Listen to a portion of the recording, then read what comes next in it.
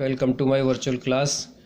देखिए inverse trigonometric function का आज दूसरा दिन है और इसमें हम आपको साइन फलन और साइन इनवर्स फलन का ग्राफ और बाकी सब का ग्राफ के बारे में बताना चाह रहे हैं। तो ग्राफ के बारे में ज़रा देख लीजिए, चूँकि ग्राफ काफ़ी है इसलिए मैं आपको एनसीईआरटी से ही समझा देता हूँ। देखिए एनसीईआरटी का ये पेज है, ये आपका साइन, ये देखिए ये है आपका साइन फलन का ग्राफ जी 0 to पाई। जैसे मैंने बताया ना कि ट्रिग्नोमेट्रिक फलन जो होते हैं पीरियोडिक होते हैं, आवर्ती होते हैं।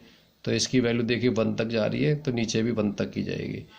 तो 0 to पाई 2 पाई 5π/2 -π -2π और बीच में π/2 3π/2। इसको जस्ट हमने एक्सिस को क्या किया, चेंज कर दिया।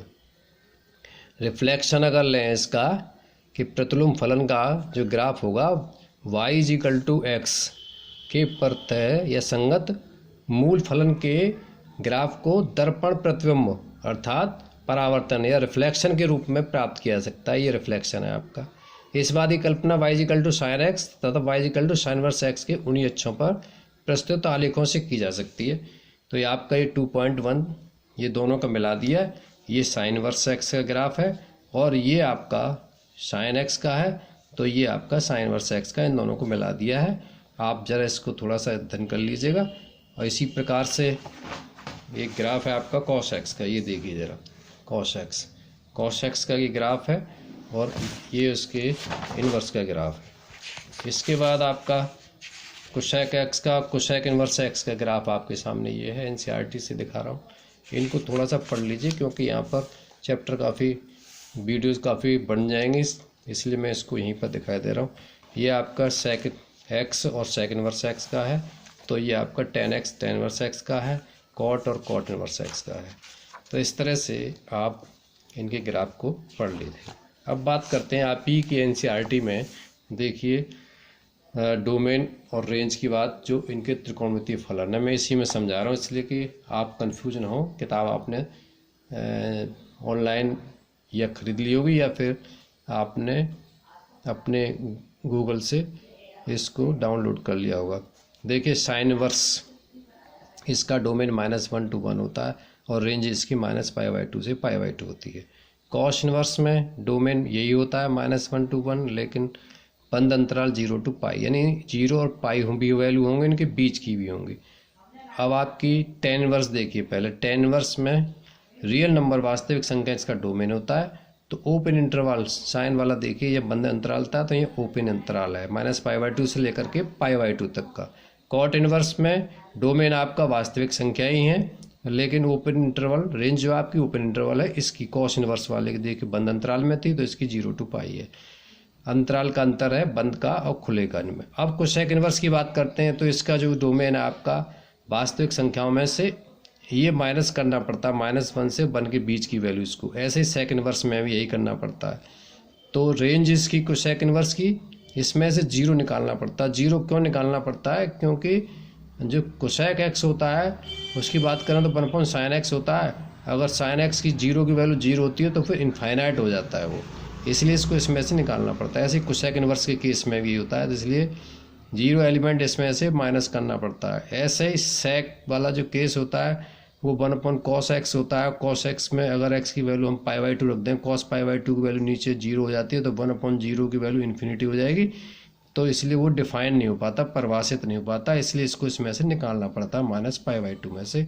तो इसको आप याद कर लीजिए और याद करने के बाद में इसको थोड़ा सा देख लीजिए। अब मैं इससे संबंधित क्वेश्चन लेता हूँ और ये आपको बार बार रिपीट होता रहेगा, इसलिए याद भी आता रहेगा। क्वेश्चन क्या है आपका? क्वेश्चन देखिए, क्वेश्चन है आपका इससे संबंधित, मैंने ये अपने वाले रजिस्टर पे भी देखिए आपके सामने प्रस्तुत कर दिया है, आप नोट कर लीजिएगा, देख लीजिएगा। अब मैं एक क्वेश्चन लेता हूँ। क्वेश्चन आपका मैंने एक्सरसाइज 2.1 का 11वां क्वेश्चन लिया है। और 11वां क्यों लिया है?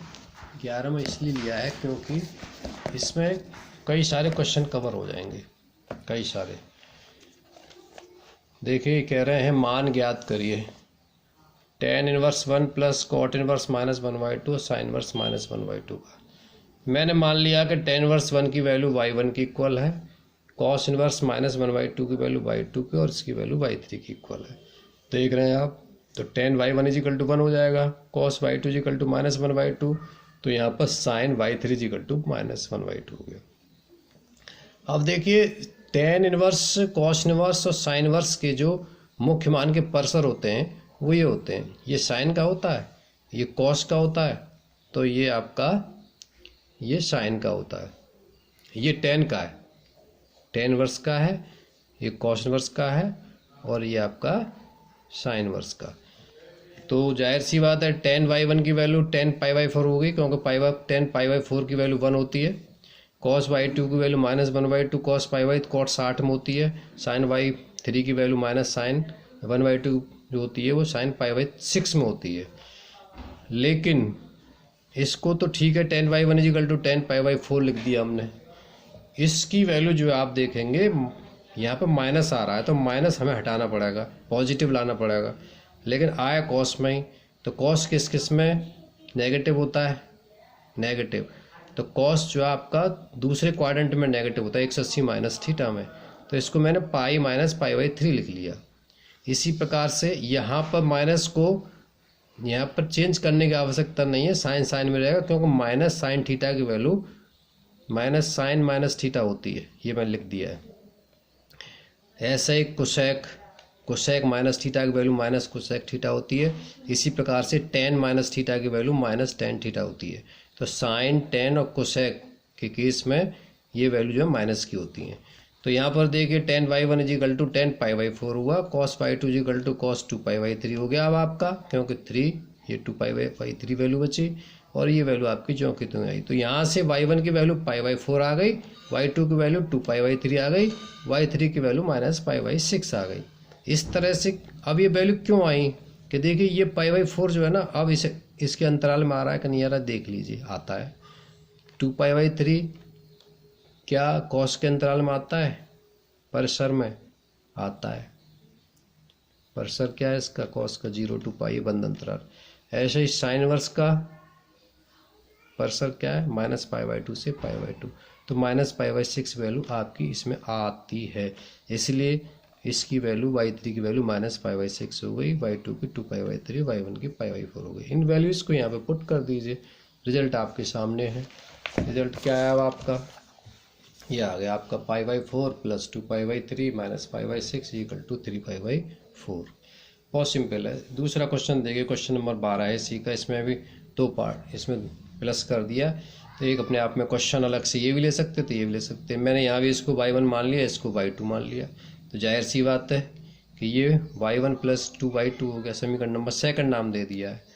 अब y1 = इतना है और y2 = हमारा इतना है, साइन इनवर्स 1/2। तो जाहिर सी बात है कि कॉस y1 = 1/2 होगा एंड साइन y2 = 1/2 होगा। तो यहाँ से कॉस y1 = इसकी लिख सकते हैं कॉस π/3, क्योंकि कॉस 60 में वैल्यू होती है ये। इसी प्रकार से ये वाली वैल्यू साइन में, साइन 30 में होती है, तो साइन y2 = साइन 30 हो गया। तो यहाँ से हम देखेंगे कि y1 = π/3 आ गया। π/3 क्यों लिया हमने और कुछ इसमें कलाकारी क्यों नहीं की, क्योंकि π/3 हमारी इस रेंज में आता है, जो बंद अंतराल है 0 to π/3 इसके बीच में आता है, इसलिए इसने इसको ले लिया। इसी प्रकार से π/6 हमारे इस बंद अंतराल में आता है, जो मुख्य परसर है किसका, साइन इनवर्स का, उसमें आता है। तो ये आपका π/6 - π/2 से π/2 के बीच में बिलोंग करता है। ये अब आपका जो है डोमेन का काम कर रहा है यहाँ पर फिलहाल, साइन के लिए, परसर का नहीं, डोमेन का काम कर रहा है।